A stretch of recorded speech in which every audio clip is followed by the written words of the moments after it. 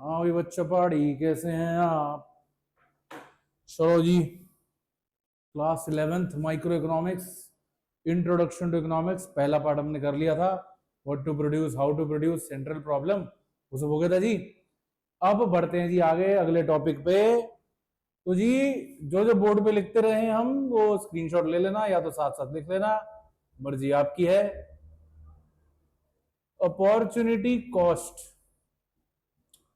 क्या होता है जी? Opportunity cost, opportunity cost is the cost of next best alternative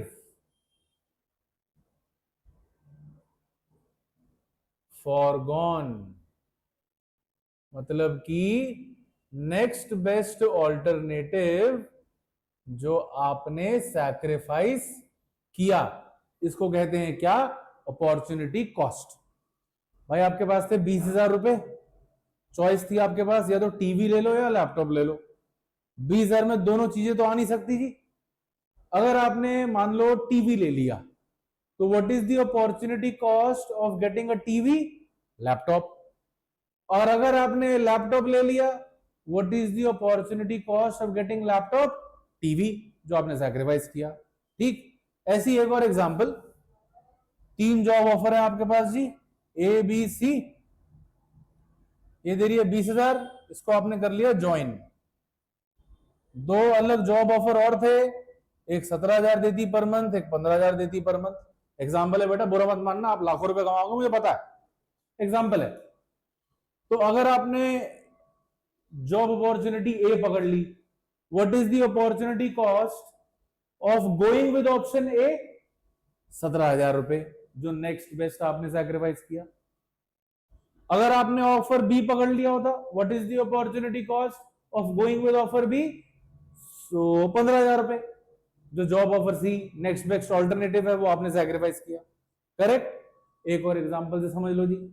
एक किसान है, उसके पास चॉइस है, या तो वो भैया 2 टन वीट उगा ले, वीट वीट बच्चों, वीट वीट नहीं, वीट वीट। या तो वो 2 टन वीट उगा ले, या फिर भैया 1 टन राइस ग्रो कर ले। अगर वो 2 टन वीट उगाता है, तो उसका अपॉर्चुनिटी कॉस्ट क्या हो गया वीट ग्रो करने का?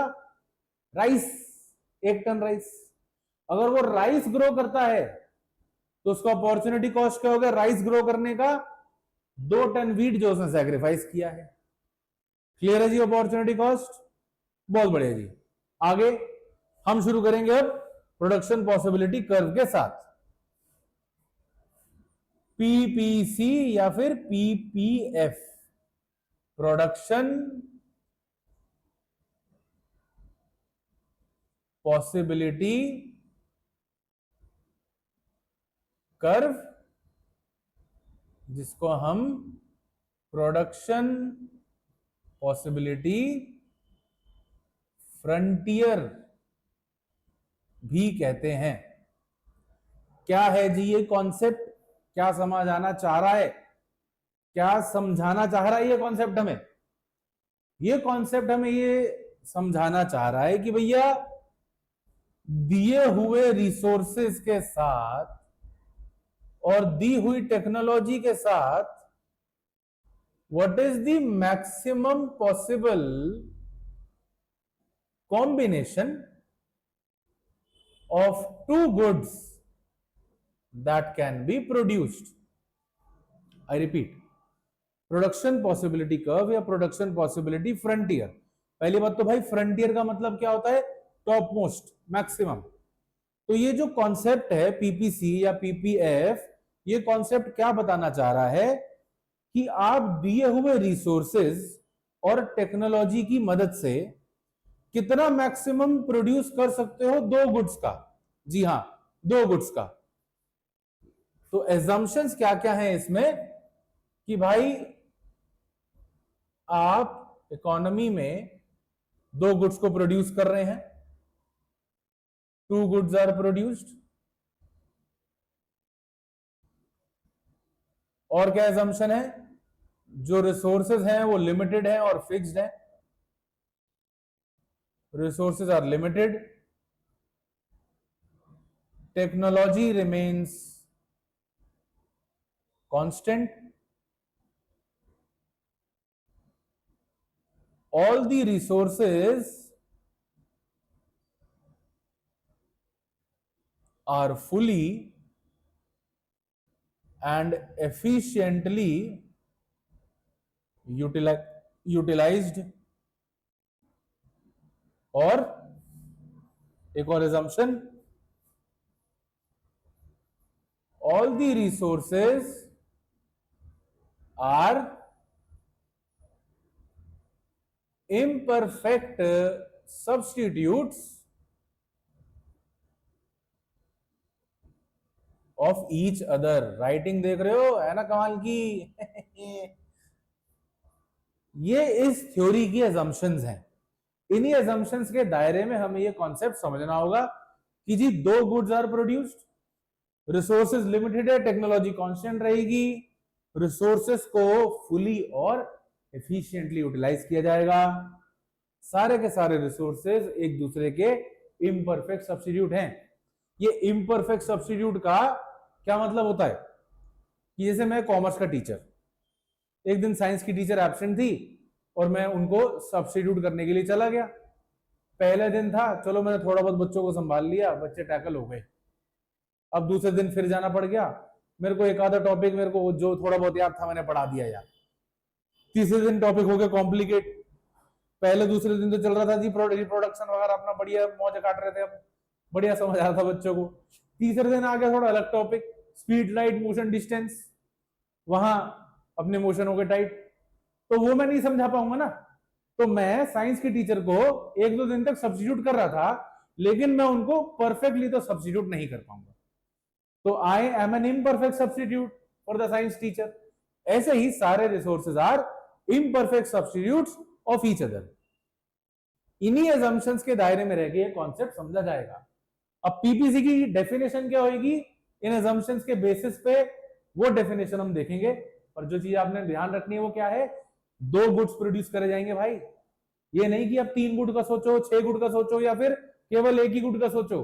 दो गुड्स बनाई जाएंगे, कॉम्बिनेशन में बनाए जाएंगे, थोड़ा सा गुड ए, थोड़ा सा गुड बी। समझे जी? तो डेफिनेशन क्या है प्रोडक्शन पॉसिबिलिटी कर्व की? Production possibility curve is a graphical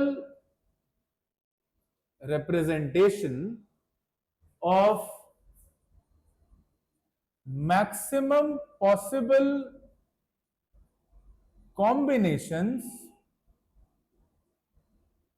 of two goods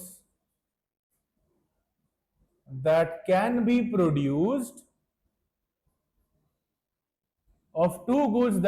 produced using the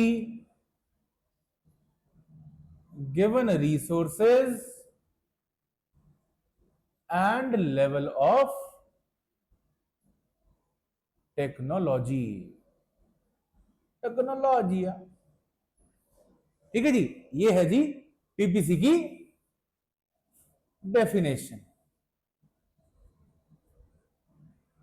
PPC is a graphical representation of maximum possible combination of two goods that can be produced using the given resources and level of technology.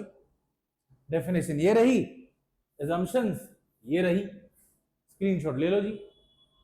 आगे बढ़ते हैं। अब अगर मैं production possibility curve बनाऊं तो वो बनेगा कैसा?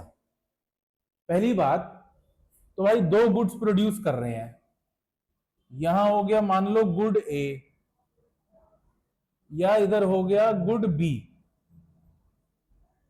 दो गुड्स प्रोड्यूस हो रहे हैं जी, रिसोर्सेज लिमिटेड हैं।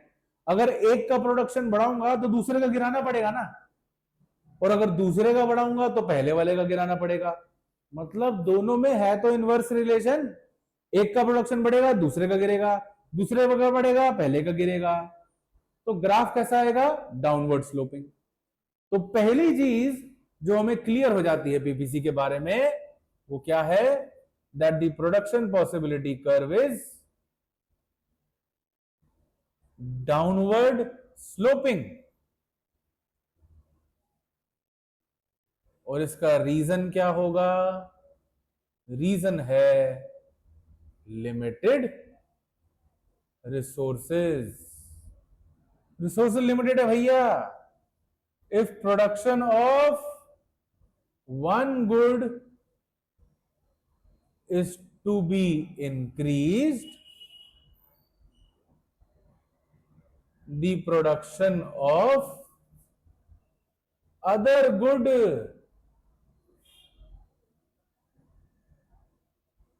must be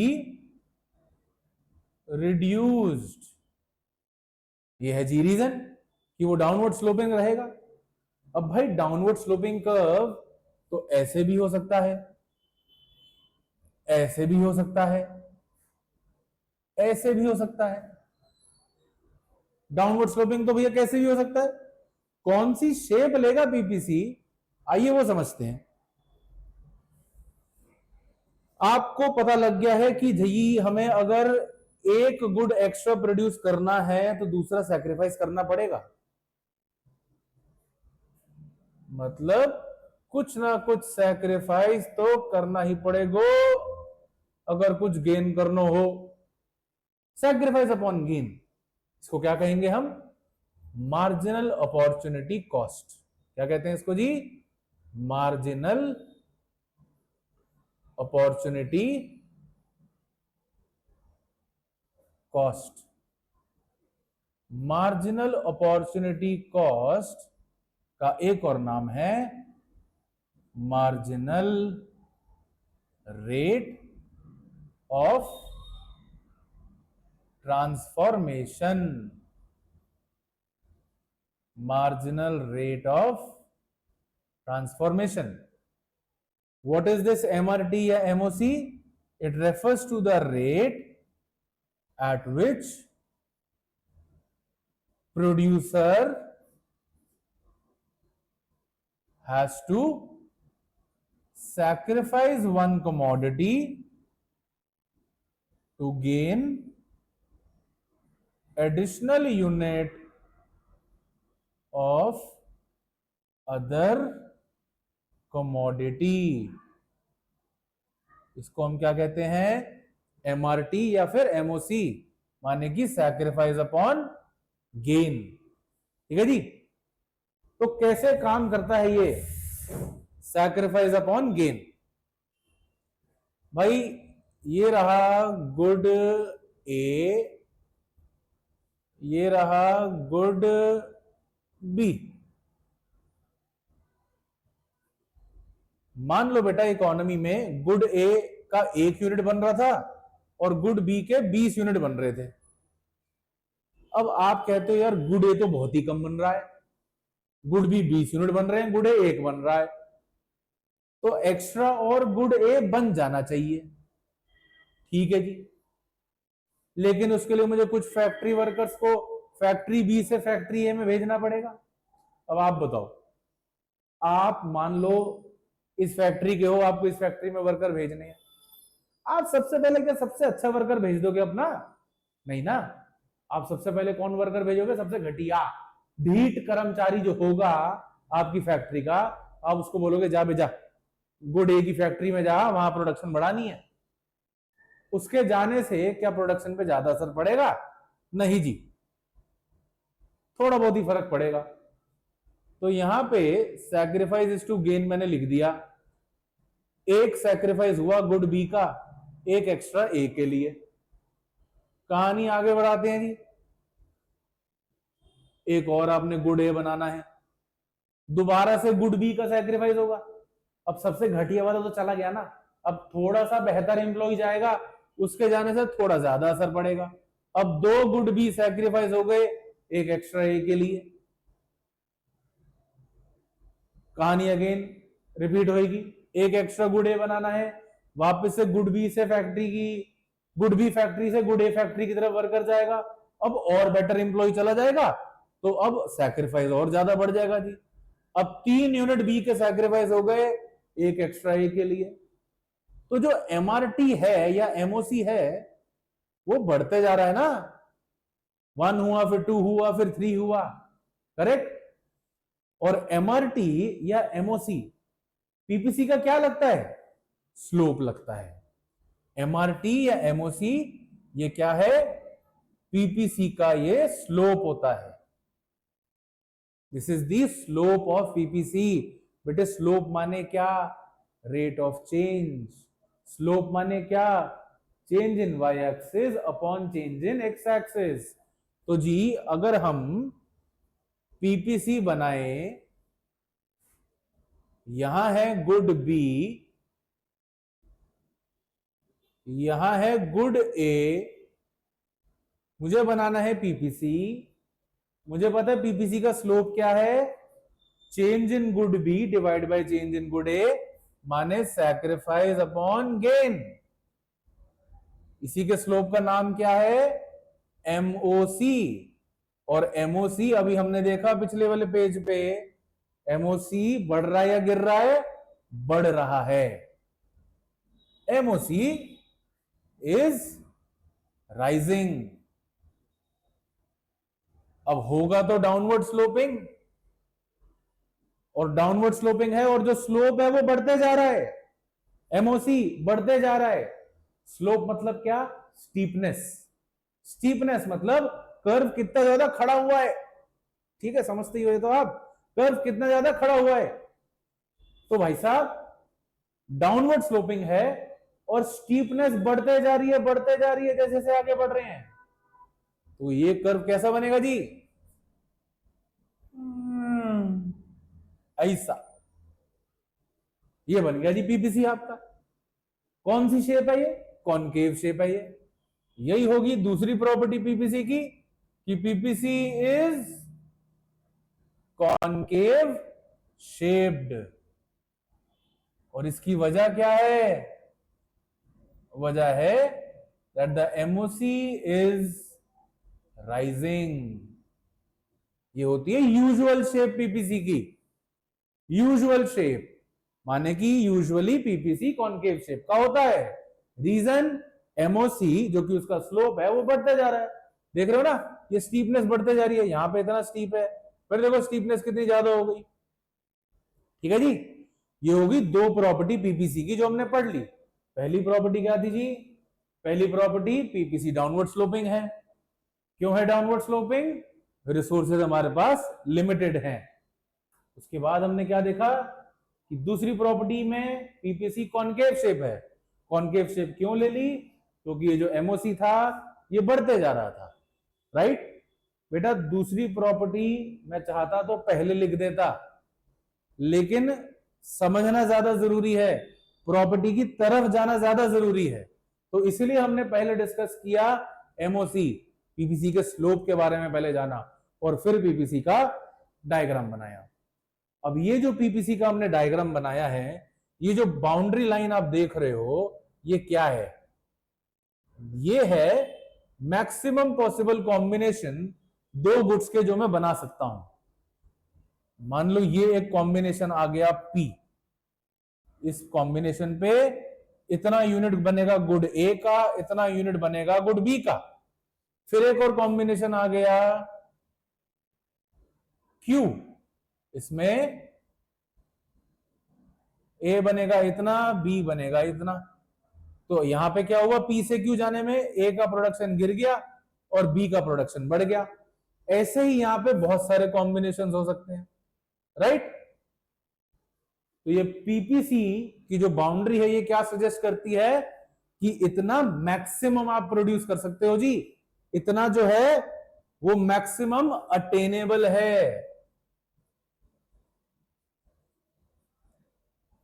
attainable combinations PPC के करते हैं उसकी बात। अटेनेबल मतलब जो मैं बना सकता हूं, जो मैं प्रोड्यूस कर सकता हूं दिए हुए रिसोर्सेज और टेक्नोलॉजी के साथ। अब ये है गुड ए, ये है गुड बी। मान लेते हैं इस पे ये कॉम्बिनेशन आ रहा है जी P, ये रहा Q, ये रहा R। क्या combination P Q R attainable है या नहीं है? बिल्कुल है। क्यों है अटेनेबल? पीपीसी के ऊपर लाई कर रहा है ना, मतलब कि अचीवेबल है। क्या ये कॉम्बिनेशन अचीवेबल है? Combination S of course available है जी, अटेनेबल भी है। क्यों है भाई? बाउंड्री के अंदर लाई कर रहा है ना, मैक्सिमम औकात के तो अंदर ही लाई कर रहा है। तो अटेनेबल कॉम्बिनेशन कौन से हो गए? Which lie on the PPC and which लाई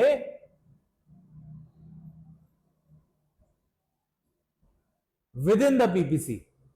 ठीक है जी, समझ में आ गया? अनअटेनेबल कॉम्बिनेशन कौन से हो जाएंगे? अनअटेनेबल कॉम्बिनेशन औकात के बाहर, मेरे पास उतने रिसोर्सेज ही नहीं है कि मैं उतने प्रोडक्शन कर पाऊं। अगेन ये रहा पीपीसी।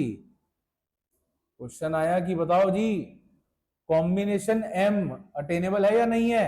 नहीं है जी, मैक्सिमम पॉसिबल कर्व के बाहर ही जा रहा है, ये तो बिल्कुल बाहर जा रहा है। तो अनअटेनेबल कॉम्बिनेशन कौन से हो गए? Which lie outside the PPC. समझ में आ गई बात? Attainable combination, unattainable combination. ऐसे ही एक कॉन्सेप्ट और है जी, एफिशिएंट यूटिलाइजेशन और इनएफिशिएंट यूटिलाइजेशन। ये रहा पीपीसी। पीपीसी की बाउंड्री के ऊपर अगर आपका कोई कॉम्बिनेशन है, इसका मतलब क्या है कि मैं अपने रिसोर्सेस का पूरी तरह से इस्तेमाल कर रहा हूं, फुल्ली एंड एफिशिएंट यूटिलाइजेशन हो रहा है रिसोर्सेस का। तो एफिशिएंट यूटिलाइजेशन मतलब all those combinations which lie on the PPC, PPC के जो ऊपर लाई करते हैं। अगर आप अपने रिसोर्सेस का फुल यूटिलाइजेशन नहीं करोगे तो आप वो मैक्सिमम पोटेंशियल भी तो नहीं रीच कर पाओगे ना। मैक्सिमम पोटेंशियल ये है आपका, लेकिन आप कर रहे हो इनएफिशिएंट यूटिलाइजेशन, तो आप तो पीपीसी के अंदर तक ही रह जाओगे, आप पीपीसी तक तो पहुंच ही नहीं पाओगे। आप रिसोर्सेज को वेस्ट कर रहे हो, इनएफिशिएंटली यूटिलाइज कर रहे हो। तो इनएफिशिएंट यूटिलाइजेशन वाले बंडल कौन से हो जाएंगे? जो लाई करेंगे विद इन द पीपीसी। दिए हुए रिसोर्सेज के साथ आपका पोटेंशियल है कि आप बना सकते हो 20 यूनिट ए के और 10 यूनिट बी के, लेकिन आप अटक गए इधर 6 यूनिट ए के 5 यूनिट बी के, ऐसा कुछ। करेक्ट? आप अपनी पोटेंशियल का पूरा इस्तेमाल कर ही नहीं रहे हो। ये होता है इनएफिशिएंट यूटिलाइजेशन। अब जी पीपीसी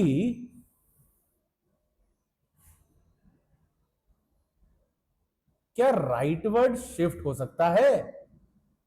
ये एक पीपीसी था, मान लो एम एन, क्या ये राइटवर्ड शिफ्ट हो सकता है एम डैश एन डैश पे? बिल्कुल हो सकता है। और हॉबी थोड़ी है मैं ऐसी पढ़ा रहा हूं, ये तो नहीं, पढ़ाना हॉबी है। राइटवर्ड शिफ्ट ऑफ पीपीसी, तो बेटा राइटवर्ड शिफ्ट ऑफ पीपीसी का मतलब क्या हुआ भाई? पीपीसी क्या बताता है? मैक्सिमम पोटेंशियल जो आपका है। राइटवर्ड शिफ्ट होने का मतलब क्या हुआ कि जो मैक्सिमम प्रोड्यूस करने का पोटेंशियल है वो बढ़ गया है। पहले मैक्सिमम ए जो मैं प्रोड्यूस कर रहा था वो था इतना एन पे, अब हो गया है N dash. Maximum possible production जो पहले बी का था वो था पॉइंट एम पे, अब शिफ्ट हो गया एम डैश पे। ठीक है जी? तो राइटवर्ड शिफ्ट होने का मतलब कि आपका जो मैक्सिमम प्रोड्यूस करने का पोटेंशियल है वो बढ़ गया है। क्या वजह हो सकती है जी उसकी? What can be the reason for that? हो सकता है कि रिसोर्सेज हमने कुछ डिस्कवर कर लिए हो, नया तेल का कुआं मिल गया हो, तो न्यू रिसोर्सेज आर डिस्कवर्ड जो दोनों गुड की प्रोडक्शन में काम आ सकते हैं, for production of both the goods. या हो सकता है देश में बहुत ही बढ़िया टेक्नोलॉजिकल एडवांसमेंट आ गई है जी, टेक्नोलॉजिकल अपग्रेडेशन हो गया है। और क्या वजह हो सकती है? हो सकता है ओवरऑल सारी लेबर का स्किल डेवलपमेंट हो गया जी, कोई स्किल इशू नहीं है, अब सब प्रोडक्टिव हो चुके हैं। या फिर बाहर के देशों से बहुत सारी लेबर अपने देश में आ गई, क्या कहते हैं उसे जी? इमिग्रेशन। जब बाहर के देशों से अपने देश में लोग आते हैं उसे क्या कहते हैं? इमिग्रेशन। तो ये सब की वजह से देश का मैक्सिमम प्रोडक्शन पोटेंशियल बढ़ेगा और पीपीसी राइट में चला जाएगा। इसका ऑपोजिट हम समझ सकते हैं लेफ्टवर्ड शिफ्ट में। लेफ्टवर्ड शिफ्ट में होगा क्या? लेफ्टवर्ड शिफ्ट केस में जो मैक्सिमम प्रोडक्शन पोटेंशियल है वो गिर जाएगा। ठीक, लेफ्टवर्ड शिफ्ट में मैक्सिमम प्रोड्यूस करने का जो पोटेंशियल है वो गिर जाएगा। तो मैं एम एन से अंदर शिफ्ट हो गया एम डैश एन डैश पे। आई रिपीट, लेफ्टवर्ड शिफ्ट मतलब कि मैक्सिमम प्रोडक्शन पोटेंशियल जो है गिर गया है दोनों गुड्स के लिए। क्या वजह हो सकती है इसकी? रिसोर्सेज जो हैं वो खत्म हो रहे हैं या डिप्लीट हो रहे हैं। हो सकता है हमारी टेक्नोलॉजी अब उतनी अच्छी नहीं रही, टेक्नोलॉजिकल डिग्रेडेशन।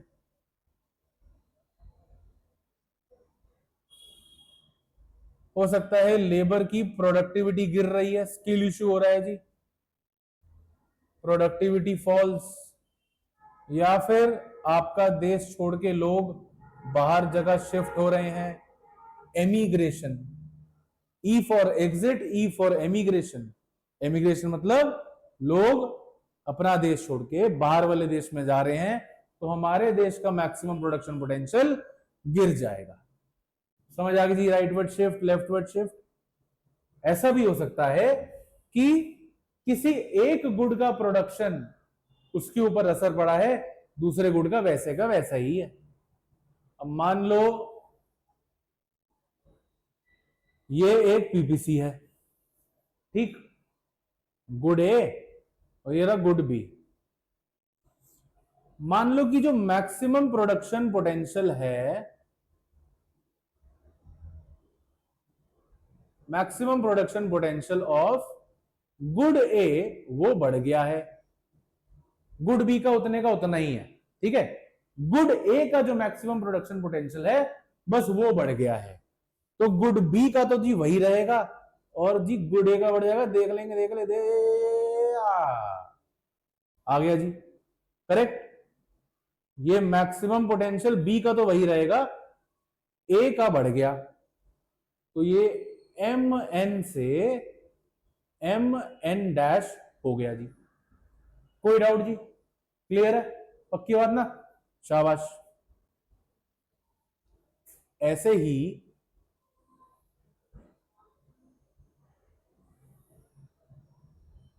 मान लो बेटा मैक्सिमम प्रोडक्शन पोटेंशियल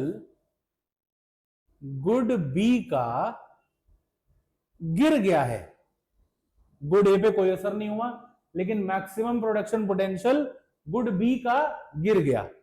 अब जी क्या सिचुएशन हो जाएगी? ये बन गया नया पीपीसी। गुड बी का मैक्सिमम पोटेंशियल गिर गया है, गुड ए का वैसे ही है। ऐसा भी हो सकता है कि दोनों गुड की मैक्सिमम पोटेंशियल पे असर पड़ा हो, लेकिन हो सकता है एक का बढ़ गया हो और एक का गिर गया हो। नहीं समझ आया क्या कहा मैंने? कि मैक्सिमम प्रोडक्शन पोटेंशियल हो सकता है गुड ए का गिर गया है और मान लो गुड बी का बढ़ गया है। इस केस में क्या होगा? गुड ए का प्रोडक्शन मैक्सिमम पोटेंशियल गिर गया तो वो इधर हो जाएगा, और गुड बी का बढ़ गया तो ऐसा कुछ हो जाएगा। ये बन जाएगा आपका नया बीपीसी बेटा,